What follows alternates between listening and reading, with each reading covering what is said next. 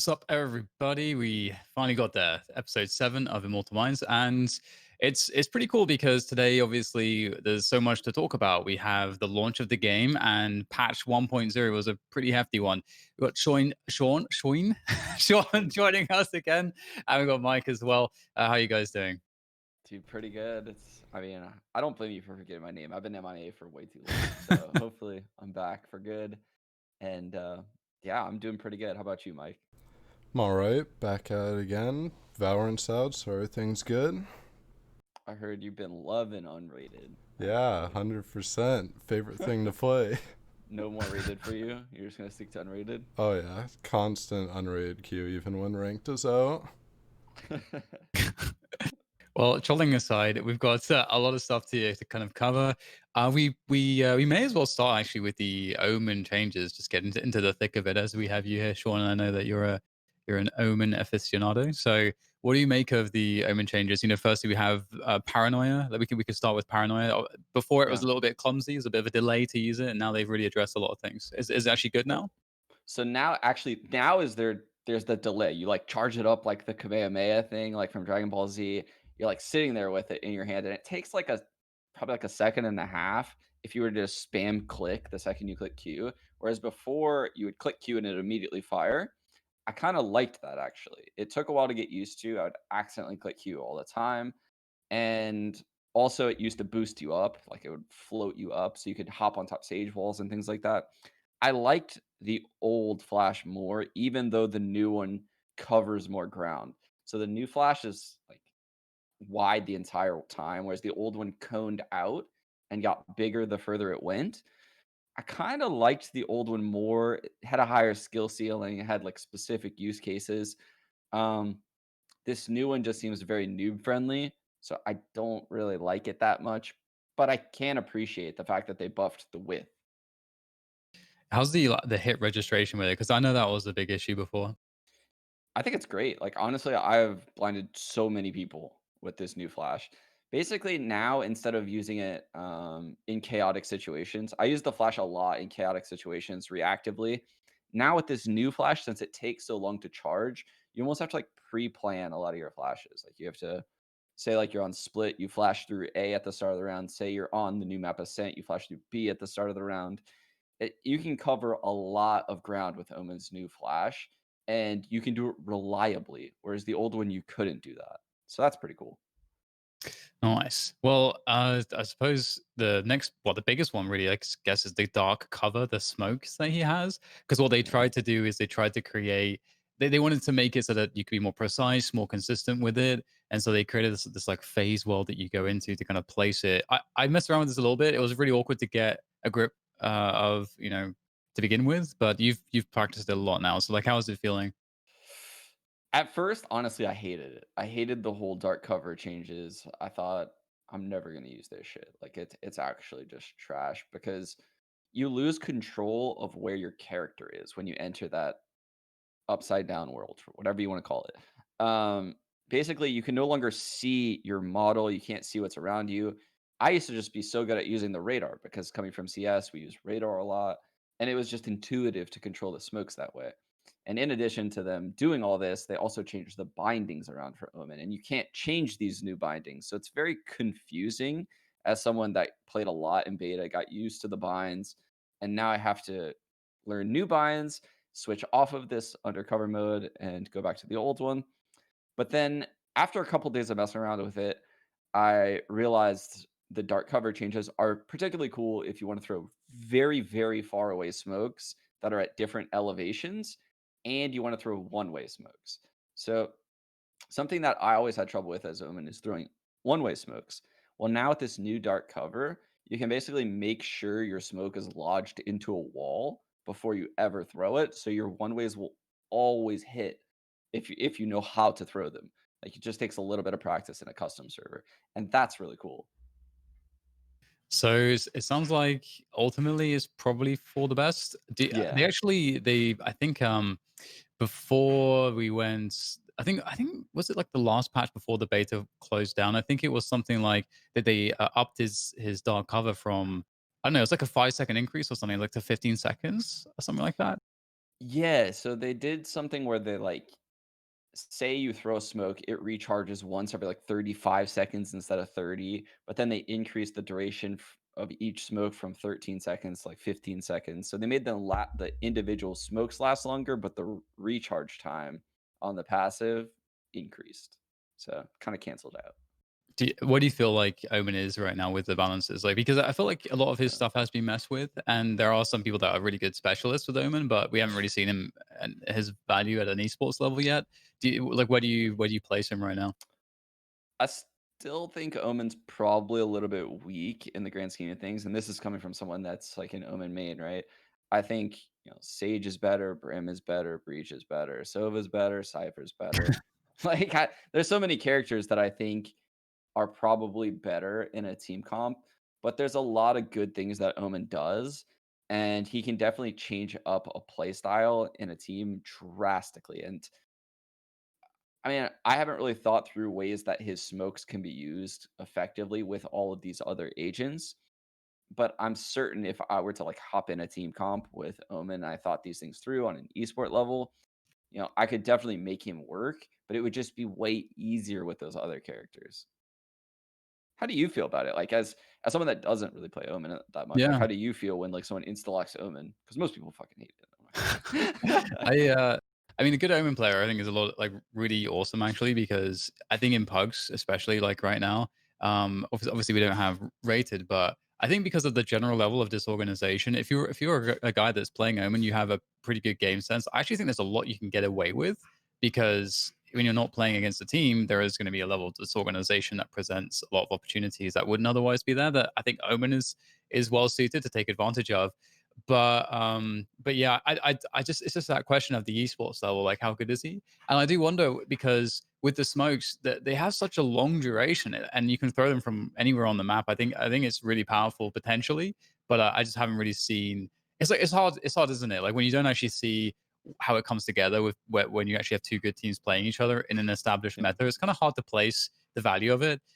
So I like actually where he is because I feel like he's had a lot of buffs recently. I think the alt change I think is good as well. I like where do you stand with the alt? It felt like whenever I played Omen, it never felt like I could really alt before. Like Yeah. it's very specific in the situations where you could use it, but now you can cancel the alt. That's like the change that they made, so you can kind of trigger the ult. It'll make all the sounds and everything like that, so everyone's going to be on their toes, looking at their spawn, but you can cancel it and they won't know. Yeah, I think the alt change is probably the biggest one out of all of these in my opinion because before it was terrifying to use the alt. Like you're always gambling, and that's what I feel like Omen is right now. It's just a giant gamble, right? I throw smokes, they're hollow as hell, and they have such a thin barrier that the enemies love going inside of them. Enemies love going inside of Omen smokes and pushing through them. They're not like Brimstone smokes at all. I would not compare the two. Like I wouldn't compare a Jett smoke. I would compare a Jett smoke to a Brimstone smoke, but I would not compare either of them to an Omen smoke because people love pushing through Omen smokes. I know this as an Omen player that's thrown a million Omen smokes. And I teleport into these smokes all the time. Sometimes I'll throw multiple smokes and I'll basically be like, choose as the enemy, like choose which one I'm going to go to. Sometimes I won't go to either of them. I'll just go in between them. And it's just a gamble. And the same thing with the old alt. It was just a giant gamble that I'm going to ult here and I pray that there's not anyone there. Because if there's someone there, I'm dead. Well, at least now I don't have to die. I can go back to where I went to and get some information from it. So I think the alt is the best change out of all of the changes. But even still, Omen still probably is a little bit behind the pack when it comes to meta. Okay, well, somebody who I think there's been a lot of mixed opinions and thoughts about is Jett, and she had actually, I think, a buff that it's basically a 75% increase of the duration of her cloud bursts, her little smokes, from 4 to 7 seconds. This feels like it feels like it doesn't look like much on paper, but it feels like it changes her strength pretty enormously because to me, it's Jed was always an agent where the one of the really strong things is that you can kind of get on top of people very quickly, get on top of positions really quickly, and then with those, the fact that you can just instantly place like three of these smokes creates like a lot of problems. You can create like really interesting fights or engagements or scenarios, and I feel like this really fundamentally increases her strength quite a lot. Did you get the same kind of sense when you saw this change, or where do you place Jett's changes? Dude, the cloudburst change is insane. Like those smokes feel like they last so long now. I played against a lot of Jets and they just seem way, way, way stronger with the cloudburst update. In addition to the update we're gonna get to next, but I you're the one that was like a Jet main for a while. I feel like this buffed her big time. It wasn't like a small change. Usually when they like buff these agents with these values, and we'll get to Phoenix next. It's very small changes. This is a huge increase in duration for the cloudburst. So this is a massive buff in my opinion. I think this actually brings Jet potentially into the meta almost.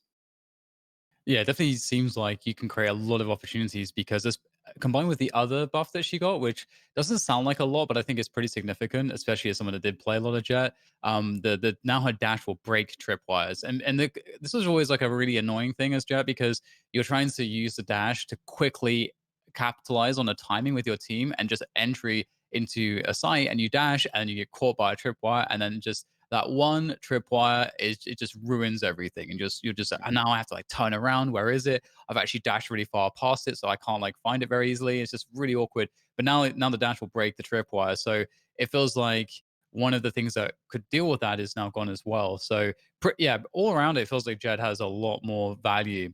Do you have any thoughts, Mike, on Jett? I know you're a big fan of Jett players, so I think the Kefri strat's now set on B. You can dash through all the tripwires, through all the smokes. They last 7 seconds now. It's just all set in place now. yeah, it's definitely going to be really interesting to see how her strength kind of plays out, especially with the players who are mechanically very, very good. It's going to be a lot of options for Jett, but we'll talk more about Jett later on. As Sean was alluding to, we've got Phoenix who had a lot of buffs as well, and I think they were quite needed. I think we did an episode on Phoenix. We talked a lot about Phoenix, and we kind of felt like generally his flashes didn't really give you enough of a reward. It feels like people can recover too quickly, and they did change the flash from zero point 0.8 seconds if you're caught by it to 1.1. So that's actually a fairly sizable change, I would say. Yeah. And they also increased the wall duration from I believe 7 seconds to 10 seconds. So how do we feel about this? I think it was very needed, and I think this puts Phoenix potentially like as a strong character. Like when I first started playing the game, obviously you get caught off a lot by these flashes, and you get caught off a lot by timings.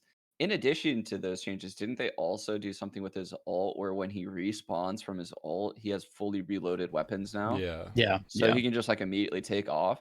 So like Phoenix got some pretty good buffs, and I'm getting a little worried because there's not many nerfs. Basically, all of the things that happened on release make the abilities strong for all the characters. When I first started playing this game in beta, it felt like the abilities weren't as strong and there's more reliance on aiming. Whereas now they keep making everyone's abilities stronger. Well, they're trying to make the weak agents' ability stronger to bring them in line with the pack instead of making the harder, like the ability heavy agents, nerfing those to bring those back to the pack. So in general, they're making the game more ability heavy, and that's a scary thing for me playing this game. Yeah, it just seems like only Sage is getting repeatedly hit by the nerf Yeah, hammer. So yeah, that's we'll get into those changes in a moment. And I just have to correct myself. The wall went from 6 seconds to 8 seconds, but it does feel like it's enough time in addition. I do wonder if they'll alter any of those abilities further.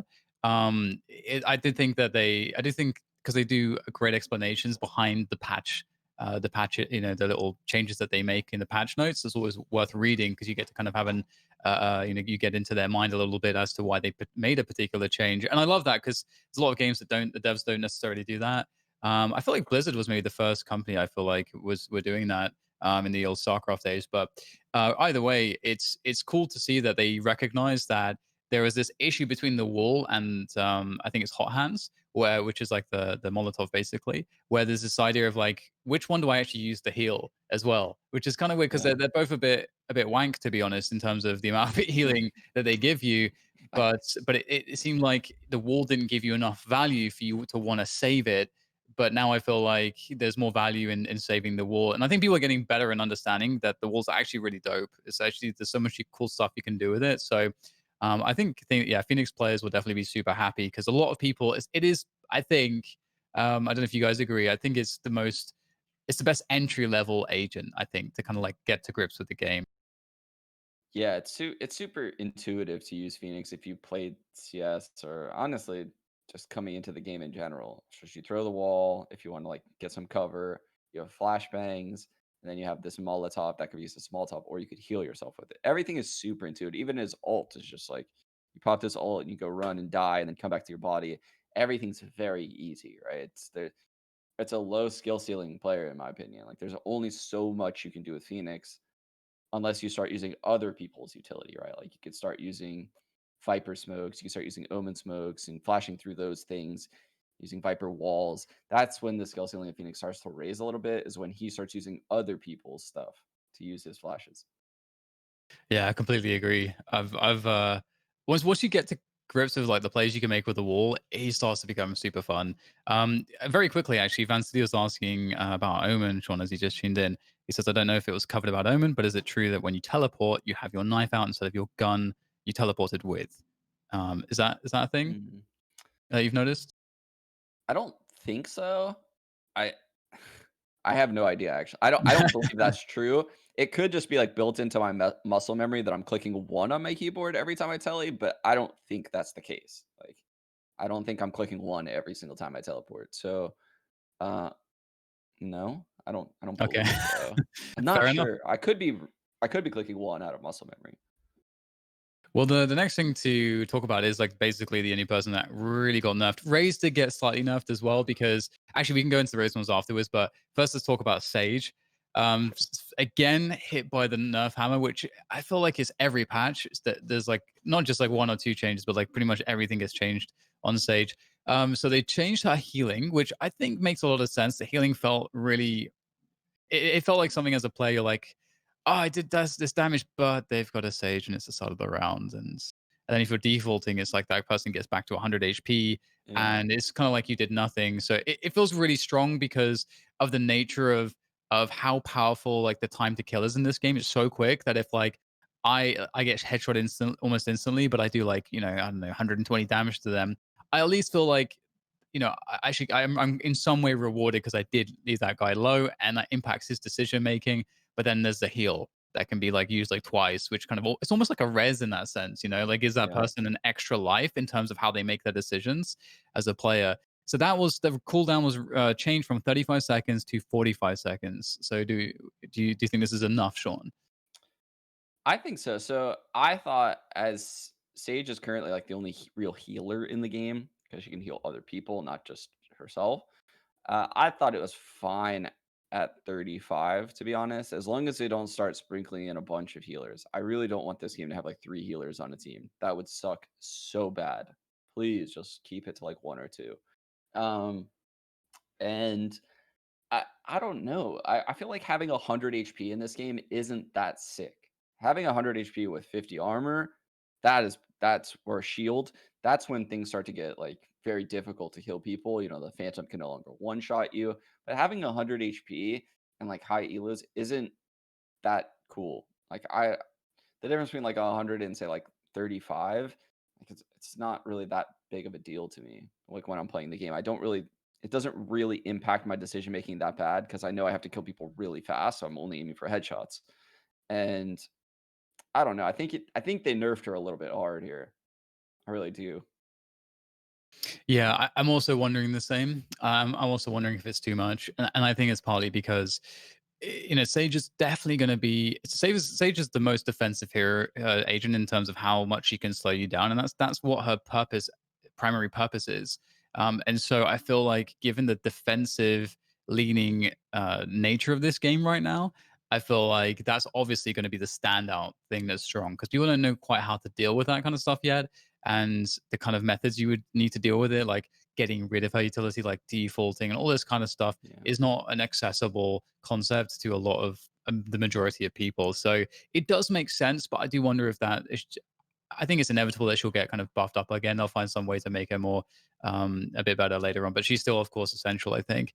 But Ray's also, she got a change, and it's a small one. It's just basically her satchel went from an explosion radius of 2 meters to 1 meter. The satchel is obviously actually so outrageously strong, so Yeah. that does make sense. It's like such an insane movement option, and it's such an insane damage option. So it does make sense that they decided to actually nerf the damage rather than the movement, which I actually agree with because I think the movement's more interesting than the damage. So I agree completely. The movement is way more interesting than the damage, and I don't think the devs thought that that would be the case when they released this agent.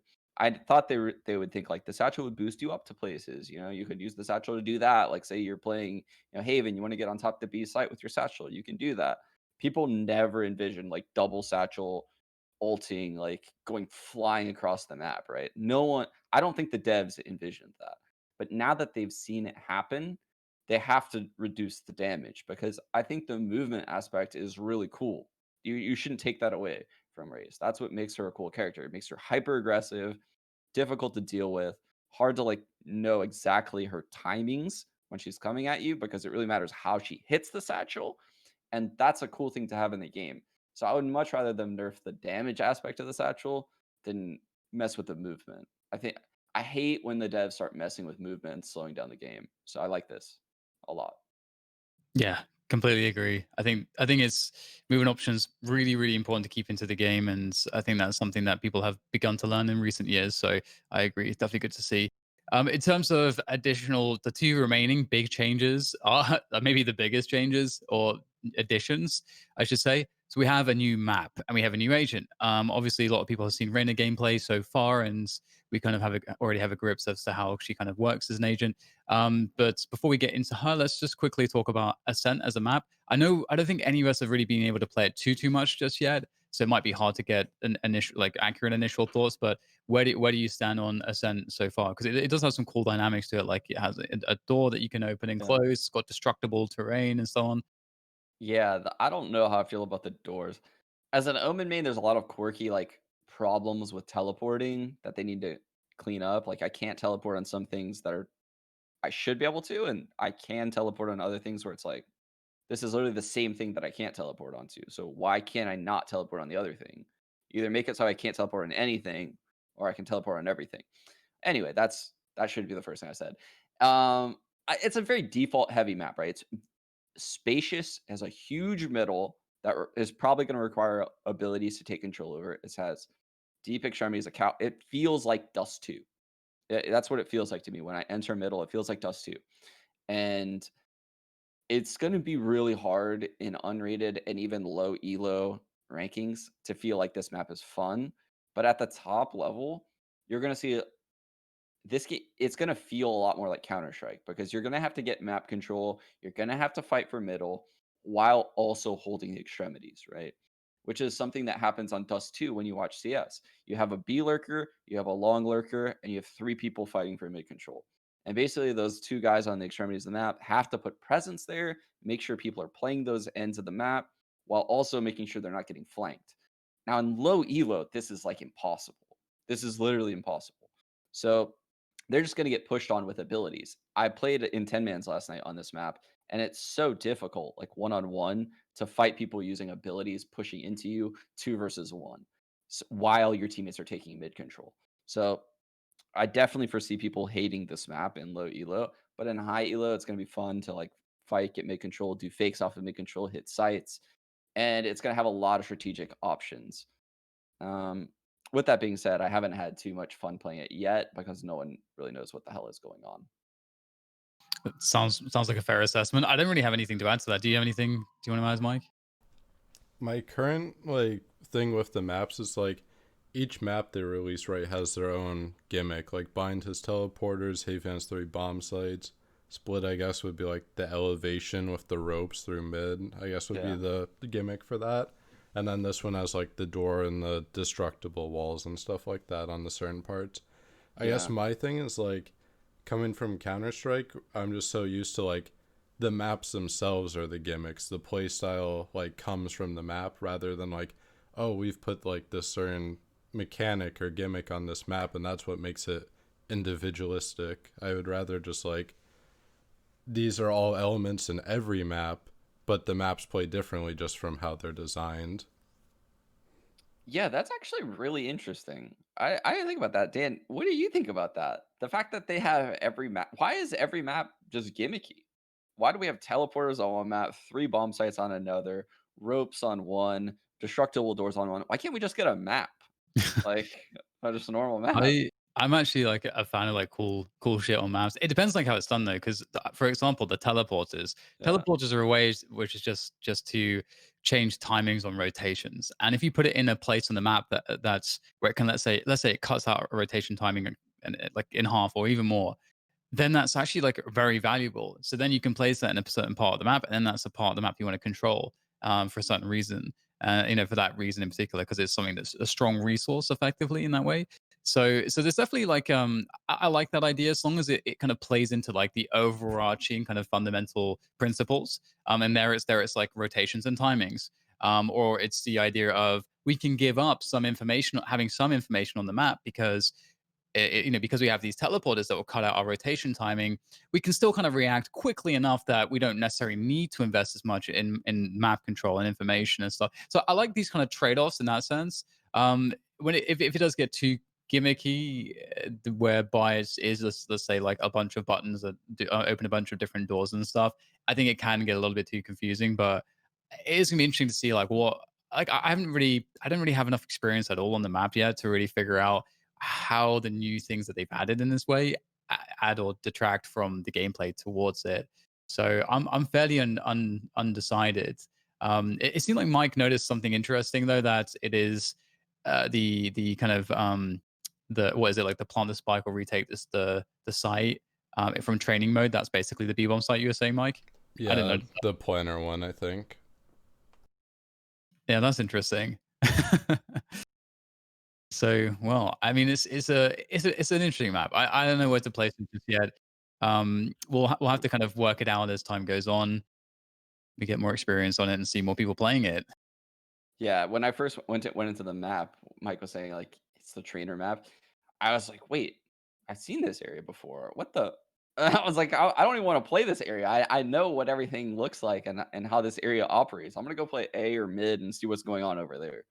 But yeah, I don't know, man. I think there's some weird quirkiness with the B bomb site on that map just because there's those vents that, like, a sage wall could boost on the box and, like, look into the site, and, like, breach alt can just destroy all of that site. I don't know. There's weirdness at the B bomb site. That I'm gonna say that, and there's some weird cipher cams at the A bomb site as well.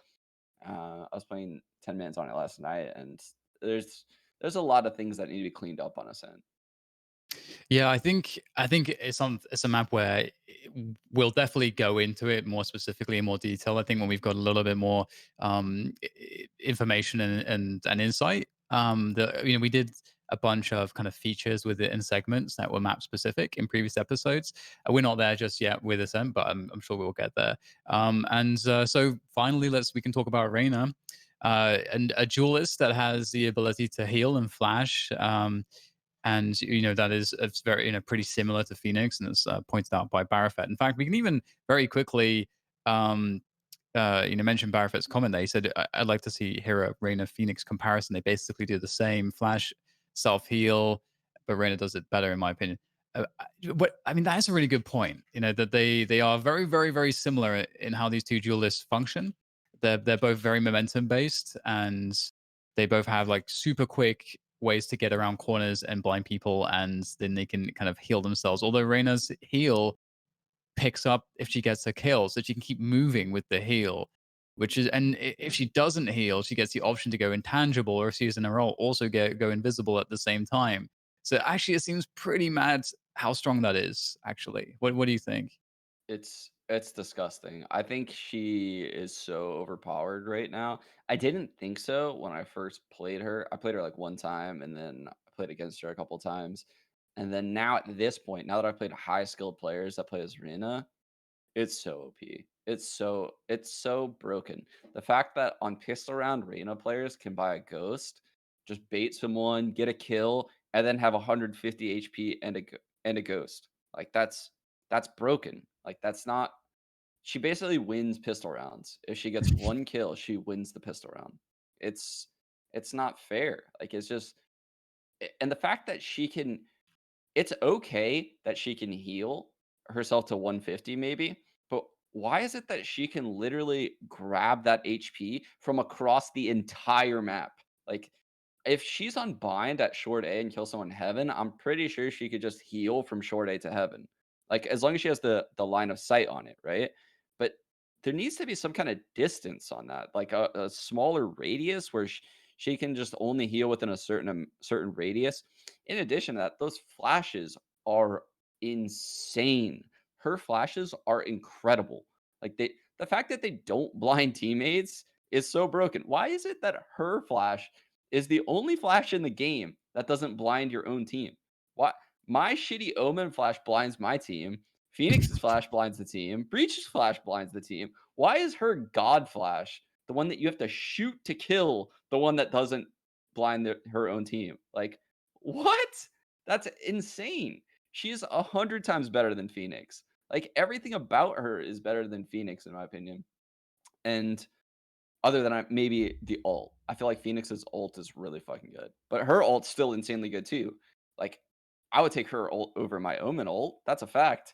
So I don't know, man. I just think the character is super overpowered. They put her in the game this overpowered, so that way a lot of people play as her, and they could probably get data. This is the same thing that the CS devs do, right? They put some shit in the game like the R8 or some new gun or something, and it's way OP and they're just trying to get data on it to see like what is OP about it, like what can we change, and then they're gonna tweak it down. There's no way she stays this OP. I promise you, she's getting a nerf. Okay. I think that pretty much sizes it up nicely. Yeah, I've had the same experience where it felt like, initially the dev said, "Oh, she'll if you're playing well, she'll be really good.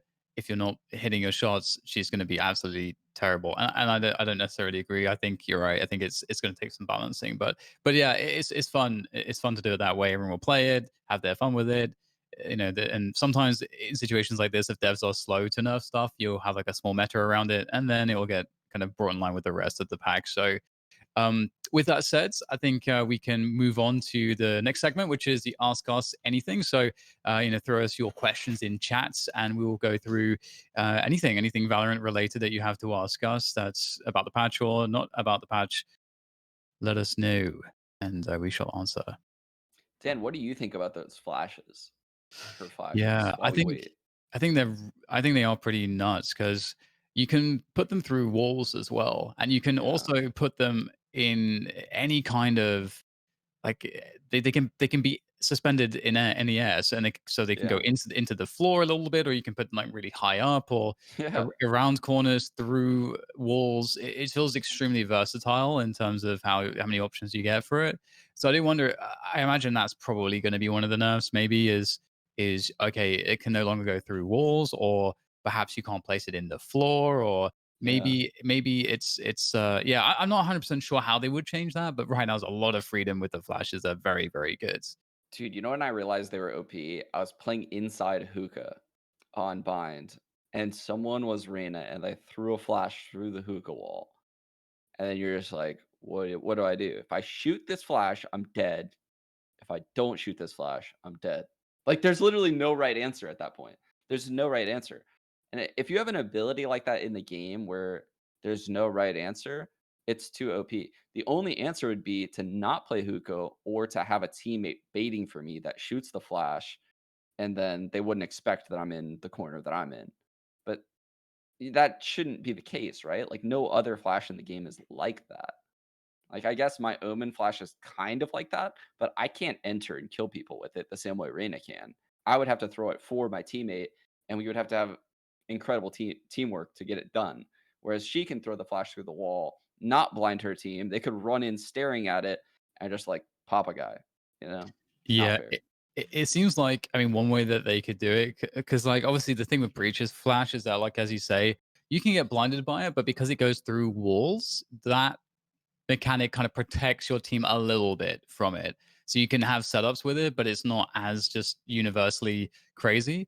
But this feels like that it would require a similar change that perhaps maybe the eye only appears on one side, and Yeah. so that way if your teammates are running behind it, they don't get blinded, but if they go in front of it, they do get blinded or something. I'm not sure exactly if that would work because you're supposed to be looking into it for it. So I don't Yeah. know, man. It's gonna be an awkward one for them to balance. But what's interesting is that let's face it as well. This game is really, at least in the closed base, was very defense heavy, very very defense heavy, and so it is kind of cool to see an option that's more aggressive, to kind of break up that defense heavy meta because they're creating an argument to not pick one of the the de facto, or like I suppose the in meta composition, which is very defense heavy, as I mentioned, and let's pick this duelist instead.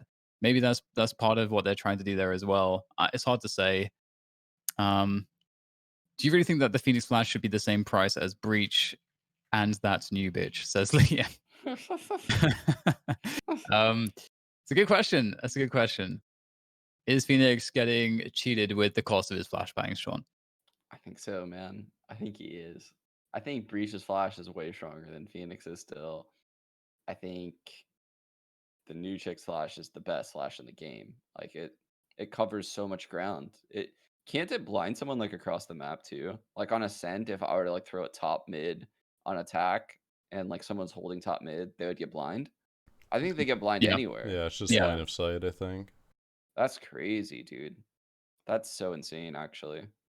Because I mean, what you have to realize about that flash is it gives you both ground and information. Like you can get ground when you throw it, and if they shoot it, you get all of the information. Like you know exactly who's playing where and what kind of gun they have. And it's a broken ability in my opinion. Like I really, really dislike that flash right now.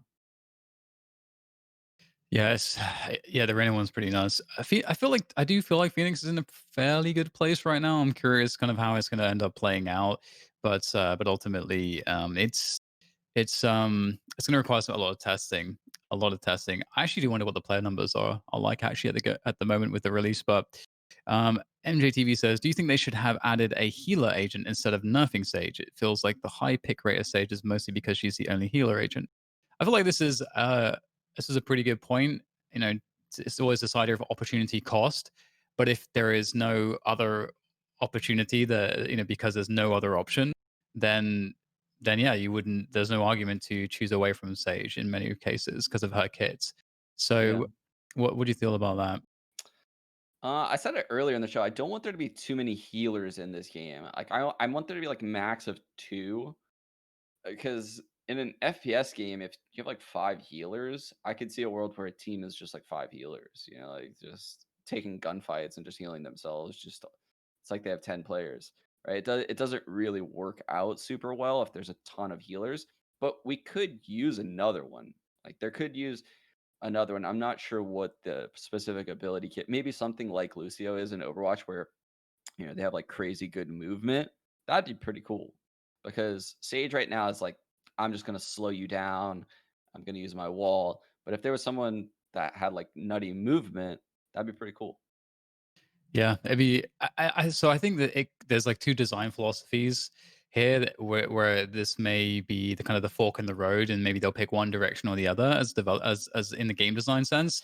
Because one idea that we are kind of messing around with before, I think we even maybe mentioned it on one of the shows, is that what they could do is that they could decide to have a fairly limited cast of agents, and if they do that, then there's going to be metas, and the metas will probably shift very slowly, and will only really shift based on updates or map changes, in terms of the pro scene, the pros will definitely be making innovations on tactics that will slowly shift the meta, but it won't be too quickly. It won't move too quickly. Or what they could do, which would make the game completely different, this is like the other direction they could take it, is they could add loads of agents. Let's say they get to like 30, 40 agents. At Yeah. that point, you do have a lot of different types of healers and duelists and this and that and the other. And then what they would probably have to do is a draft like Dota does, Yeah. whereby and that is really interesting. I think that could be super cool, and it would change the skills and intelligence required for every player because you'd have to be able to play a lot of different agents. You'd have to be able to read the game in a very different way.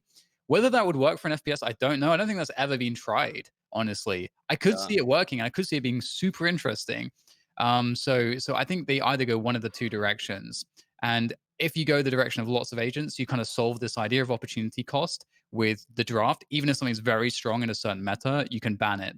So that's like a nice control on that idea from a game design perspective. So yeah, I feel like they're going to go one of the two directions. I don't know. I think adding loads of agents is definitely the harder direction, though. Yeah, I agree completely. I just Googled it when you were talking because I was curious. League of Legends, do you know how many champs are in League of Legends? I'm I gonna guess play like 130 or something. 100, that's pretty close, 148. I would Okay. have never Wow. guessed it was that high. Yeah. That's so many goddamn champions. How did how does a professional player even know how to play, like, more than 5? I don't know. I would be so, like, it's studying for, like, the hardest test of your life to know how many are in that game. That's crazy, man. Wow. Oh, that's a good question. What do you think about this? Will Brim fade out as more agents with flashes enter the pool? Comps with Breach and Reyna shouldn't respect smokes, no? How do you feel about that? Let me see. Will Brim fade out as more age? So I feel like this is a question for Mike. He's the Brim. He's worrying for his future right now as a Brim main. I think iPad now flashes. looking rusty. I think flashes right now are like the way to go, especially with how broken Reyna's is. Just because, like, sure you can smoke execute, but there's so many things every character has to disrupt that, or like go through smokes with a flash or whatever. So I don't think people. I feel like we're kind of in that stage right now where, like, in 2015 in CS, smokes were walls. You couldn't go through them. People wouldn't pop flash through them. I think now we're kind of getting to a point in Valorant where people are like, oh, if they smoke this site or part of the site off, I'm breach. I'll just flash through, run through the smoke, get a kill, fall back, do whatever. I think people are starting to realize they can play like that more. But then there's also counters that because people will just be ready for that in the future. Like, oh, we'll just have one person playing anti-flash, or we can fake exec and re-exec, just stuff like that. Yeah, it could go either way, right? Like, something that's really cool when I'm playing Omen is I feel safe because of my smokes with flashes. Like, because flashes don't go through smokes in this game. Like, you can't be on the other side of a smoke or on the other side of a utility and get blind. So when I'm inside of my Omen smoke, I feel very safe from all these flashes and all this nonsense going on in the outside. Or when I'm close to the outside of it, I feel safe. And the same thing could happen with brim smokes, right? Where you smoke stuff, but you do it in such a strategic way where, like, we're going to stick close to the smoke so that way we don't get blind. I don't know. It could go either way, right? Like, or you could just be like, people are flashing through the smokes and it's just a nightmare. It could go, it, you could see how it could go either way. All right. Well, so I'll quickly say that we don't have any thoughts on Twitch Rivals Tournament just yet. I think we may, Yeah. if we're gonna, we might do comments on that in the following week once we've had like when all the games been played and stuff. And in terms of like how different regions play, I asked Sliggy about this. I did a podcast with him not too long ago, and he said basically he feels like Europe is significantly ahead in terms of organization compared to all the other regions.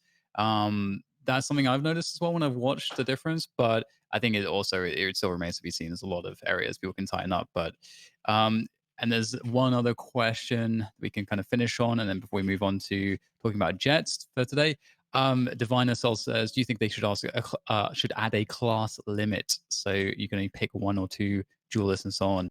I definitely don't think that they should. You know, do you guys think there's any arguments for that?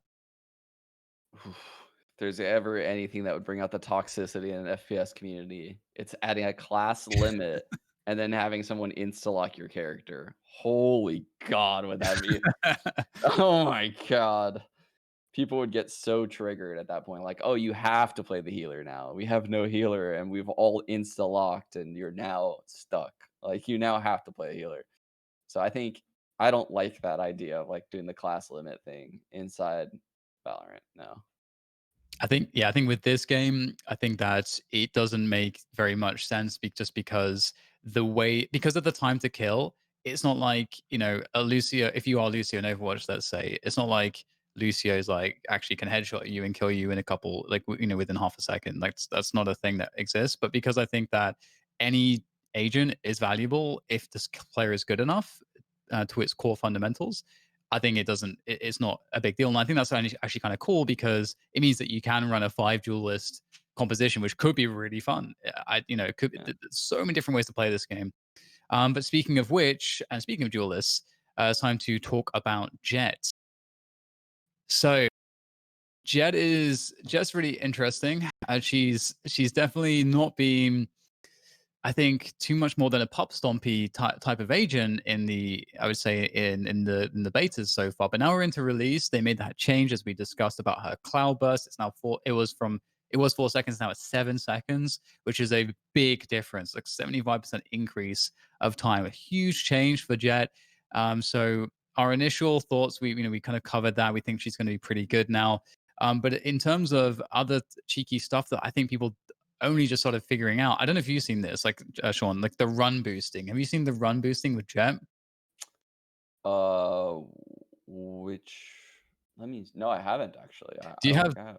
Do you have those clips ready to go, Mike, on the run boosts? Yeah, we got them all. Okay, let's blow Sean's mind. I thought you were gonna do the ones that they nerfed from Piper, but no, that's not what this is. What? That's insane. So she's using the dash from Jett to, oh my god. Yeah, Is this in the game right now? I don't think that this has been nerfed. I didn't see anything in the patch notes about Oh this. my It's god.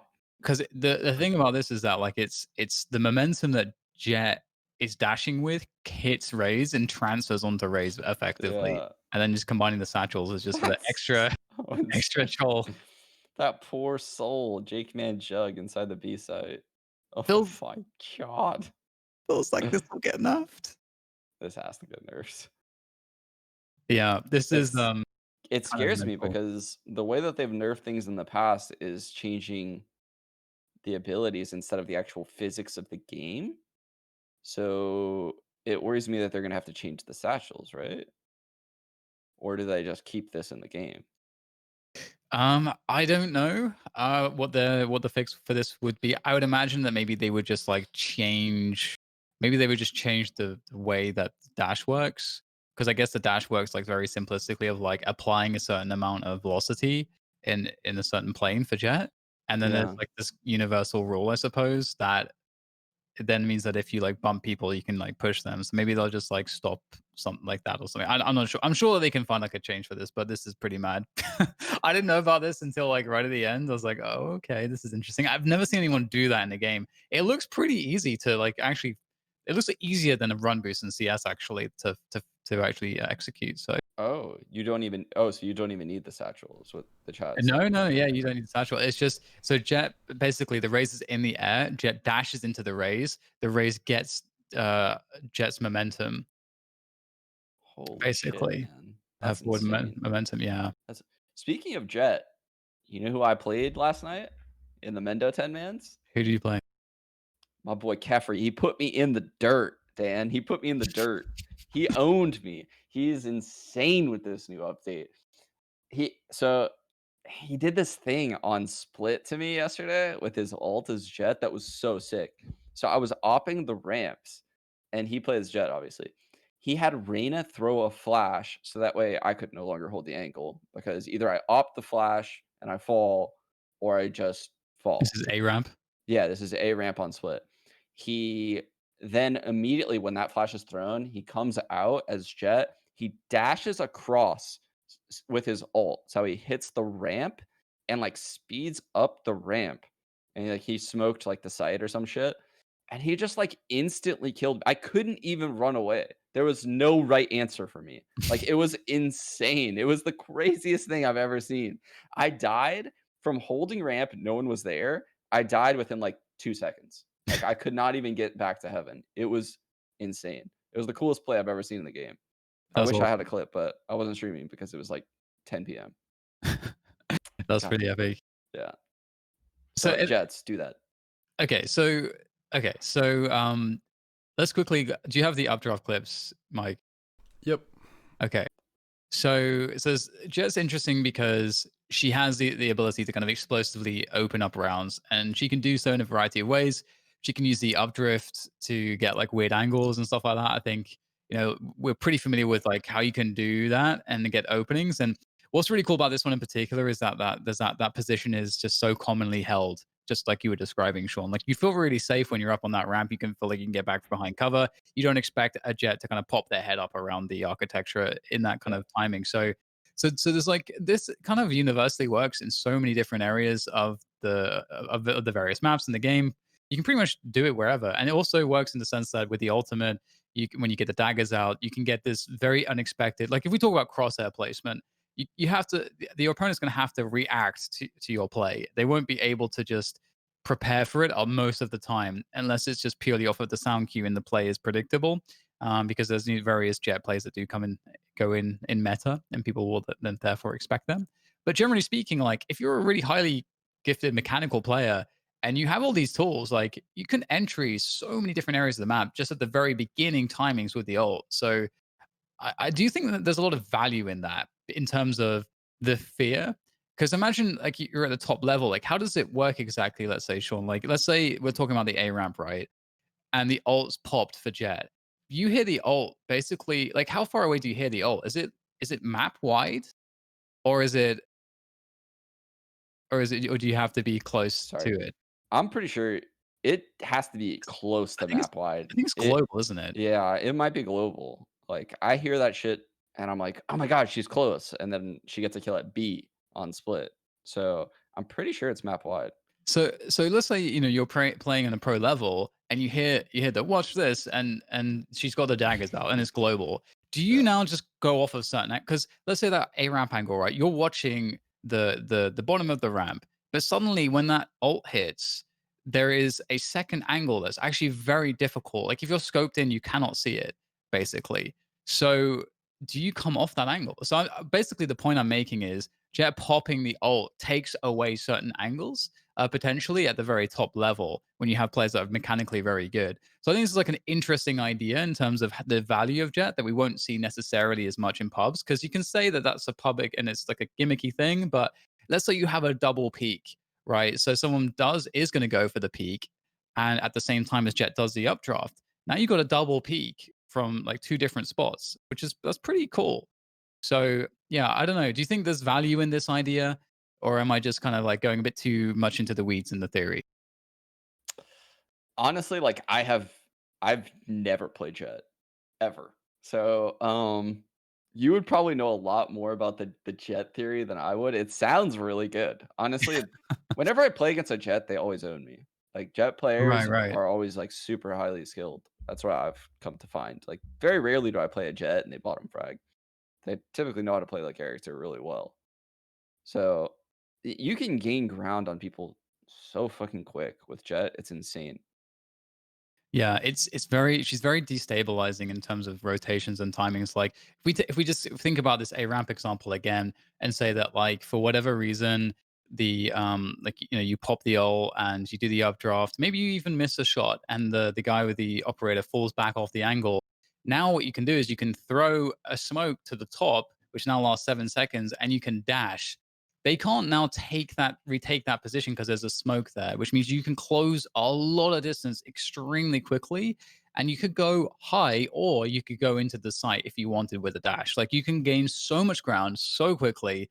And it's very destabilizing and like, oh shit moment when you're playing against a Jett and whatever. Because we're just talking about Jett and what she can do there. Like there's so many different ways you could combine other stuff with that, whether it's a Raze or an Omen or a different duelist or even brim smokes, and just there's just so much stuff you can do with that when you have an agent that can quickly gain ground. So I think that there's a lot of value because if you think about Counter Strike, there's so much value in CS to quickly gaining a position, like out timing, like getting a better timing than an opponent. And I think this is something that like a value of Jets that is yet to be fully realized because we don't have fully organized Valorant just yet. Yeah, I think once people really start understanding like how to incorporate her smokes into team play and like having the lineups for them and stuff like that, it's going to be really hard to deal with her like as a player because she can make her own openings and create so much distance right now. She's really good with this update in my opinion. Yeah, she's definitely a good agent for sure. I think the ult in of itself is really interesting as also like imagine if we're thinking about the pro level again, and imagine if you have someone that's like Nico or someone that's like simple, like whoever it is, someone that has insane mechanics, really explosive when they need to be, and you're playing an eco round where you decided to just buy mostly utility, and the utility is going to buy you a lot of positioning, and you have that one person that actually has insane amounts of lethality with the ult. Suddenly, like it's such a on eco rounds, it's so strong with a few abilities. You can create lots of setups with it. That's kind of one thing I love about this game is that you can create so many different. There's never a round where you can't have some kind of a setup that's going to do something. In CS, the utility can only go so far. You can gain ground with it and so on, but when the smokes go away, when those flashes dissipate, you're feeling pretty naked with Yeah. those Glocks or whatever. But in this game, there's such kill potential. Jett could get a kill. There's a gun picked up. You got some brim smokes. You've got maybe some Viper utility there as well. Like whatever it is, there's just a lot of options. So she definitely can swing rounds pretty massively with her abilities. So I think that we're going to start to see some really nutty like Jett mains. Yeah. Something that I have a problem with when I play right now is like sometimes it's just like I can't even play aggressive because there's such a variety of abilities on the other team, right? Like if there's a Jet, there's an Omen, there's a Breach, there's a Brim, and there's a Sage or something. There's just such a variety of what the other team can do and the looks that they can give to you that if you play aggressively, you don't know whether to hold a tight angle, hold an like like a wide angle. You don't know whether you should push forward because someone could telly or dash, or you don't know if a flash is going to come around the corner. Like, is in CS, you always feel like you know where to put your crosshair. You always feel like you know how someone could peek you. It's going to be like one in two ways. It's going to be like a jiggle peek, or it's going to be a wide peek, or they're going to walk peek or something. It's there's not many options. But when you start playing with like Jets and Omens and like all these other characters, you really like make people doubt where they're putting their crosshair. Like they have to play with a lot of confidence if they want to kill you. And that's something that's really cool about Jet. She also has so this is like a really interesting idea that's worth mentioning. There's this idea in terms of balance and design when the devs were thinking about this game where let's say a lot of people look at the operator and they look at it as a standalone thing. It's the AWP, it's the sniper rifle. Anyone can pick it up, which means it's kind of that's what the gun is. Like that's how you think about the balance, is just the gun. But this is a game with agents. And if you think about Jett, Jett has all these options to do stuff aggressively as a duelist, which makes sense on the attack with rifles, whatever it is. But on the defense, that's a lot of people complain that the operator it's like very poor from a mobility perspective if you compare it to CS where you have the bunny hopping. Jet's the one that should be carrying the operator on the defense because of her ability to reposition so quickly, which increases the amount of angles and she can take, especially with the updraft and the floaty thing. I always forget Yeah. what it's called. And she's also able to like lower the risk as well as being able to open up more angles. So suddenly she has unique value on offense and defense. And I think a lot of people, I mean, I think Mendo is probably the first person that we really see just like running around with a Jett constantly all the time with an operator on defense and attack. And he's gonna and is really showing how strong she is in that regard. So I think that maybe being an operator is going to be synonymous with being a Jett player, which is a really interesting concept considering that on in Counter Strike but there's different types of warpers. There's some that are more defensive and reliable, and some that are more aggressive.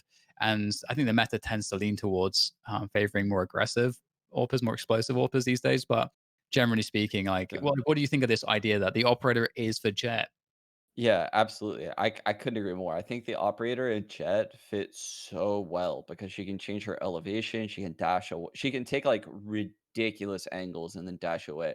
That's what I feel like when I'm with Omen too. Like when I'm with Omen, I feel like I can take a fight and then tally back into like safe areas if someone comes my way. So I feel like both of those characters are really good at opping, but I feel like Jet is actually a little bit better. I'm not sure. Does she get her dash back when she ults? Does it work that way? So Jett needs to get 2 kills to refresh her dash. Oh, is that what it is? Okay. Yeah, so that's pretty sick though. So she can get a kill, dash, get a kill, and then she gets her dash back, right? Or does she need to get 2 kills after the dash? Yes, you'd have to get 2 after the dash, yeah. Oh, damn, that makes things a little bit more difficult. Okay, but still, she still should be hopping.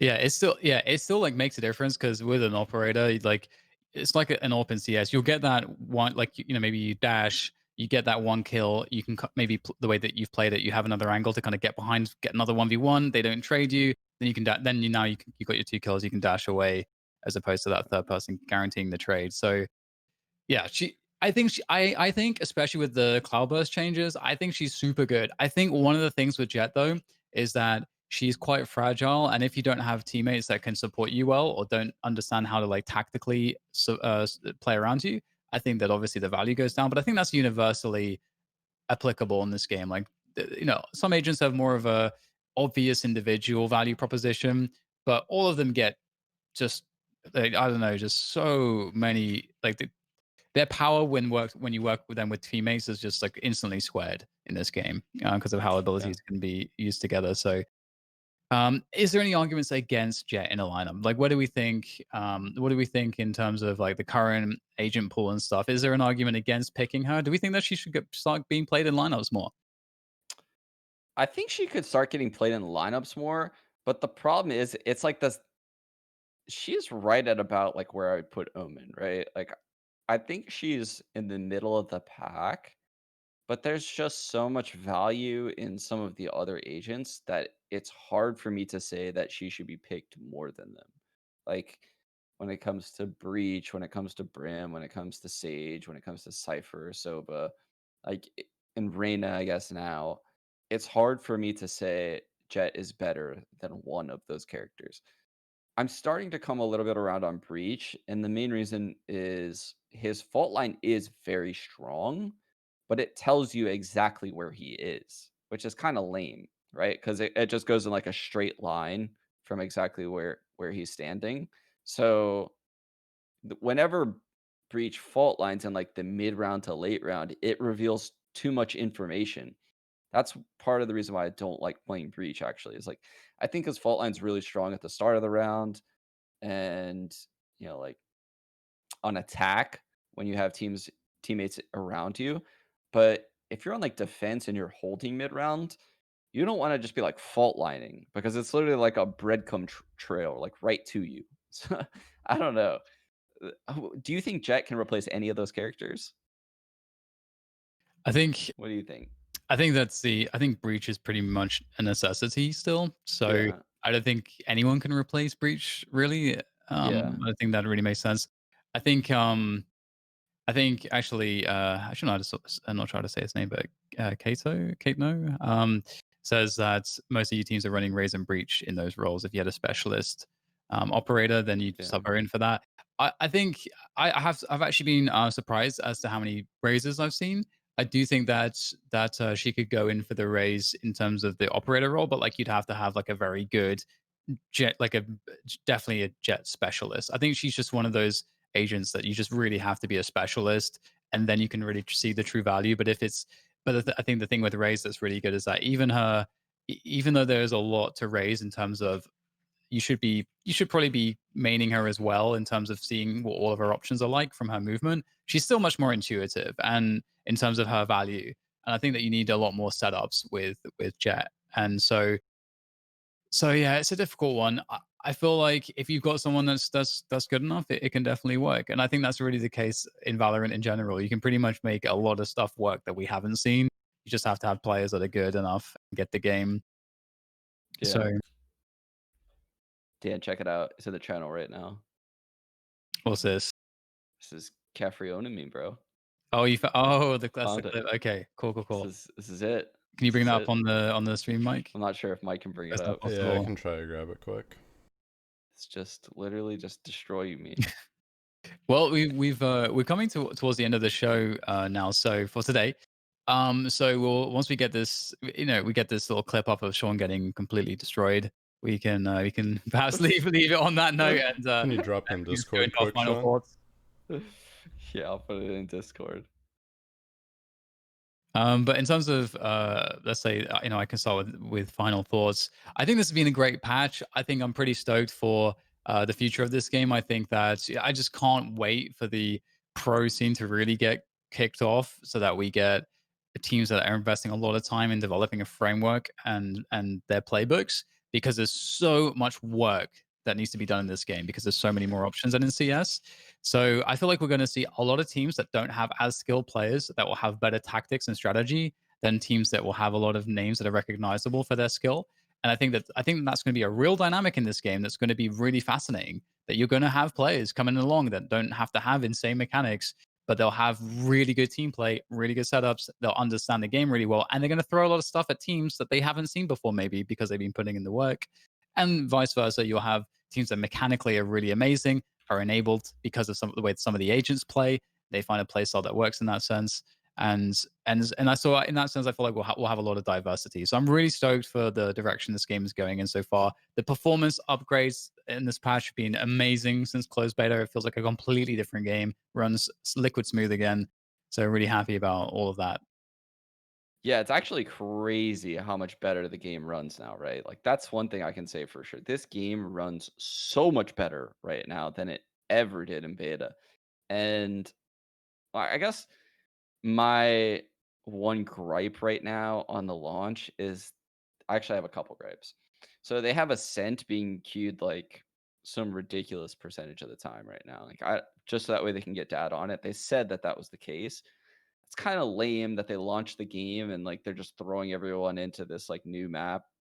And I mean, I played like 50 games and I've queued split once, literally once, and I played it in a 10 man another time.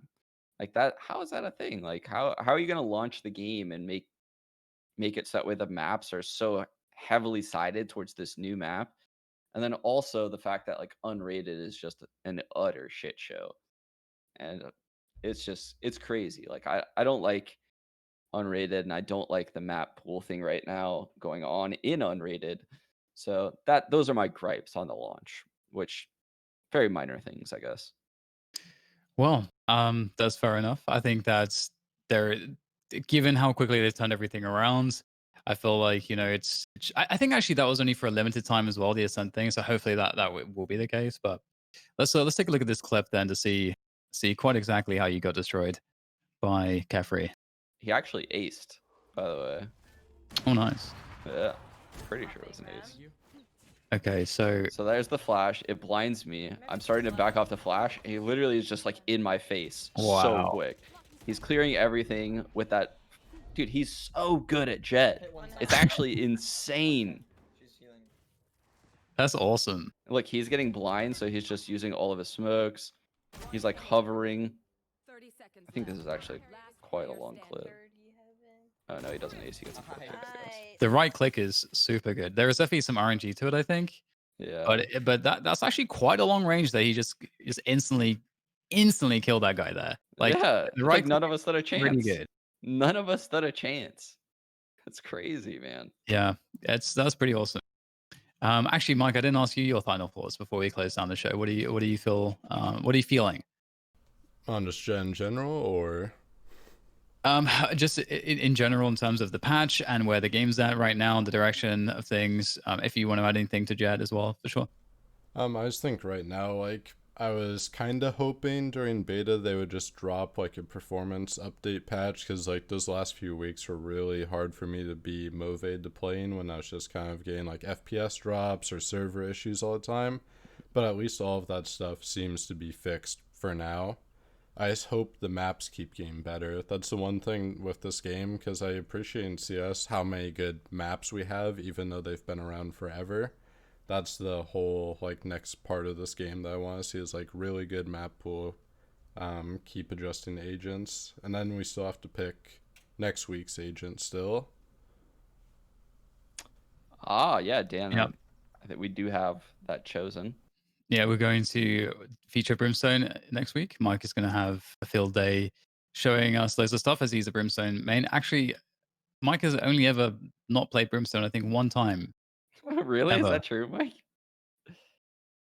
I think I played Phoenix once because someone else picked Brimstone, and another time I was playing Unraid and I picked Breach. just to try them out. Just the two. That's insane. That's actually pretty mad. Okay, so we've got I feel like the most dedicated Brimstone main that probably exists in Valorant on the show. So that's pretty epic. So we'll have the Brimstone knowledge getting dropped next week. Same time, same place. Thank you all for watching, and it's been great to have you back, Sean. And hopefully we will have a banger ready for you guys next week. We'll let you guys know on the social medias as well if we're going to be getting a Cypher Slam out there, or if we'll have any additional content coming out through the week. So make sure to follow myself, Sean, and Mike on Twitter, and we'll let you know of any of those updates. And as always, feel free to send in any clips that you have. Just use the hashtag Immortal Minds on Twitter, and we'll scan for that to make sure that we can see what you guys are talking about. And equally, if you have questions, never feel afraid to send them to us over Twitter, whether it is for a Twitter response or maybe it's something that could become or could go into one of the segments of the show. So, with that said, once again, thank you very much for watching. That's all from myself, Sean, Mike, and everybody else that makes this show possible. Cheers. Thanks, guys.